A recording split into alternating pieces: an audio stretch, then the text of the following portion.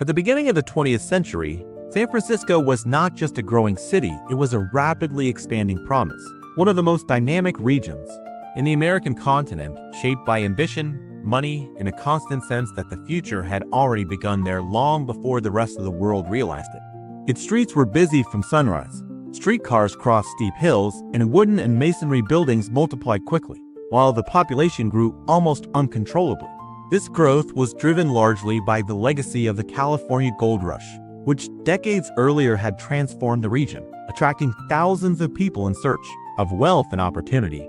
The result was a city born out of urgency, without solid planning and with infrastructure unable to keep up with its own speed of expansion.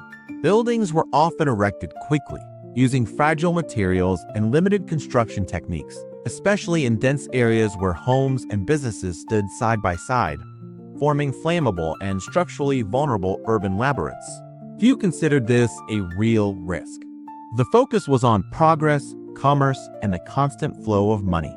San Francisco became one of the main economic centers on the west coast of the United States, with banks, luxury hotels, and commercial buildings emerging rapidly, creating an illusion of stability and continuous growth. But beneath that appearance, there was a silent fragility literally beneath its feet. One of the most dangerous geological structures in North America extended through the region, the San Andreas Fault, an active tectonic fault capable of releasing immense energy. It had caused tremors before, but was widely underestimated. At the time, scientific understanding was limited, and both authorities and the population failed to grasp the magnitude of the risk.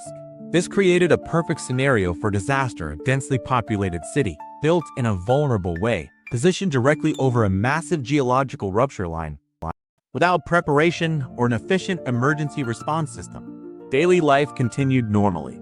Markets opened, workers began their shifts, and families followed their routines, unaware of what was about to happen. In the early morning of April 18, 1906, just before sunrise, the city was quiet. Most people were asleep, the streets nearly empty, and a temporary calm hung in the air. Then, at 5:12 a.m., the ground began to move. What started was not a simple tremor, but a violent rupture that cut across the region. Buildings swayed uncontrollably, many collapsing almost instantly. Streets warped as if they were flexible, and the illusion of stability vanished within seconds, giving way to destruction, confusion, and total collapse. The initial impact of the earthquake was brutal and disorienting. The rupture along the San Andreas Fault extended for hundreds of miles in seconds, generating shock waves strong enough to turn the ground into a moving surface. Buildings oscillated violently, and many structures, especially older or poorly built ones, could not withstand the lateral forces, collapsing rapidly. Walls broke apart, facades crumbled, and entire structures gave way, particularly in dense areas where buildings were tightly packed, triggering a domino effect of destruction. Inside homes and hotels, people were thrown against walls, furniture shifted violently, and windows shattered into thousands of fragments, creating chaos within seconds. Transportation systems failed immediately. Streetcars and rail lines were disrupted as tracks deformed and vehicles were thrown off course, blocking already damaged streets.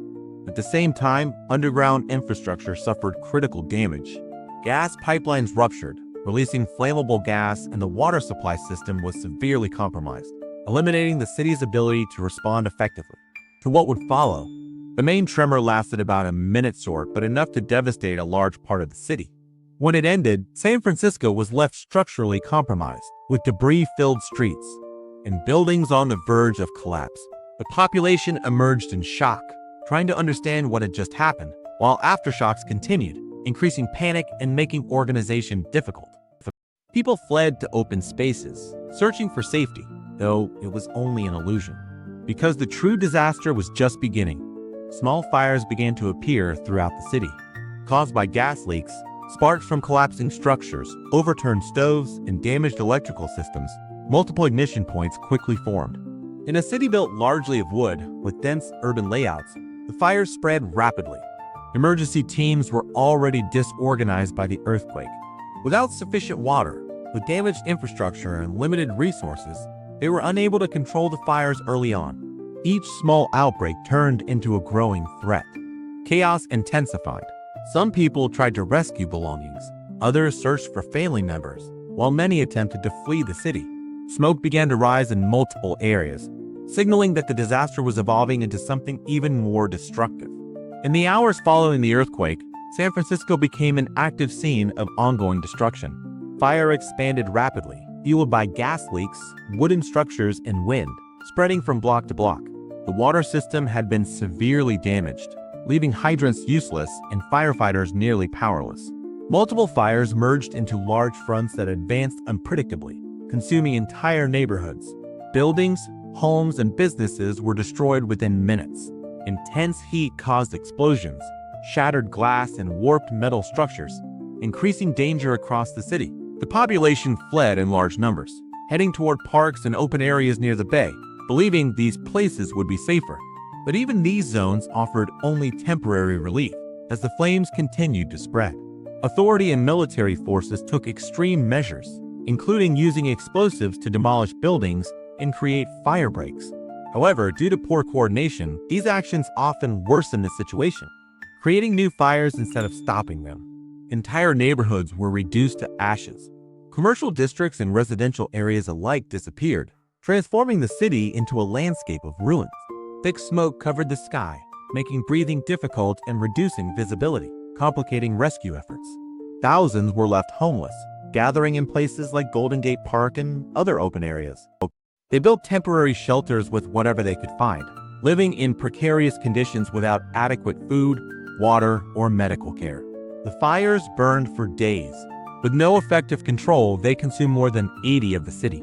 What began as an earthquake became one of the most devastating urban disasters in U.S. history. When the flames finally subsided, San Francisco was unrecognizable. Miles of ruins stretched across the city. Streets were destroyed, buildings reduced to debris, and silence replaced the chaos of previous days. More than 200,000 people were left homeless. Thousands had died. The local economy was paralyzed. Survivors tried to rebuild their lives in improvised camps spread across parks and open spaces. Authority began emergency responses, distributing food, building temporary shelters, and attempting to restore order. At the same time, a critical discussion emerged how to rebuild the city in a safer and more structured way. The rapid growth driven by the gold rush had created a city unprepared for disasters of this scale. Now, architects, engineers, and planners were forced to rethink everything. New construction standards were introduced, with stronger materials and improved structural techniques, especially focused on seismic resistance. This became one of the greatest legacies of the disaster, influencing not only San Francisco, but urban planning in other regions exposed to similar risks. Economically, the city faced a crisis. Banks were destroyed, businesses interrupted, and financial losses were massive. Yet, San Francisco demonstrated a remarkable capacity for recovery. External investments, the gradual return of commerce, and the determination of its population drove reconstruction. Over the following years, new buildings rose from the ruins.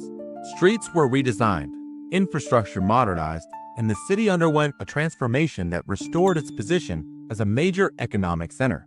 More importantly, it established a new model of urban development more structured, more resilient, and more aware of natural risks. The San Francisco that exists today carries the lessons of 1906 within its foundations. Every reinforced structure, every building code, and every planning decision reflects the impact of that disaster. It is a city shaped by tragedy, but also by adaptation and resilience, where destruction forced evolution, turning one of the darkest moments in its history into a defining chapter of its identity.